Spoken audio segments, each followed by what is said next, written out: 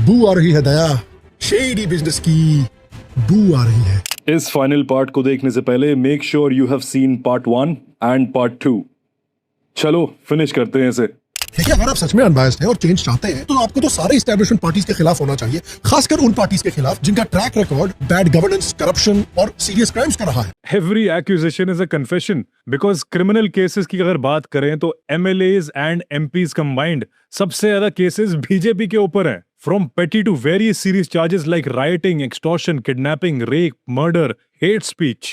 और बीजेपी की करप्शन की लिस्ट भी बहुत लंबी है।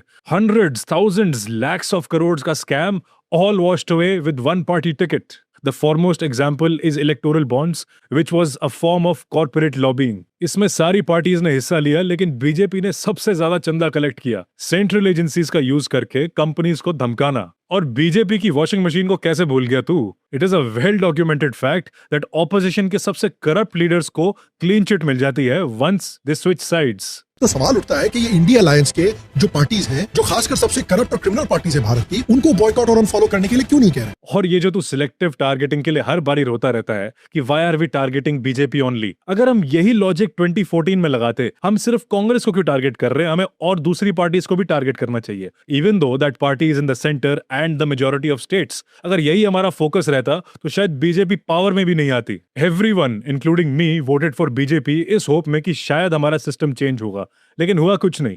हमने बस एक रूलिंग कांग्रेस को हटाया और जो नई पार्टी आई तुम्हारी, उन्होंने इस सिस्टम की और भी ज्यादा धज्जियां उड़ा दी। Pseudo secularism and corruption was replaced by more corruption and Hindutva. तो जैसे लोगों ने पहले कांग्रेस को टारगेट किया, अब नेचुरली बीजेपी को करेगी।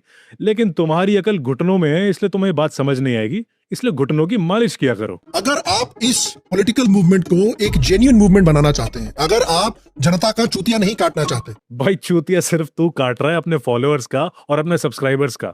मतलब है क्या जुलूस निकाल रखा है अपना ये यूनिफॉर्म पहन के, लोडू लग रहा है एक नंबर का, और इन्वेस्टिगेशन भी झाड़ भर की करी है। मैंने तेरा पूरा वीडियो देखा आधे घंटे का, एंड ऑनेस्टली उसमें बहुत गलतियां हैं। मैंने कुछ ही गलतियां दिखाई हैं यहाँ पे, सारी दिखाता तो तेरी ये वर्दी भी उतर जाती, नंगा हो जाता तू। And everyone else watching this, make sure that you have the spotlight and leave no room for party servants like this guy.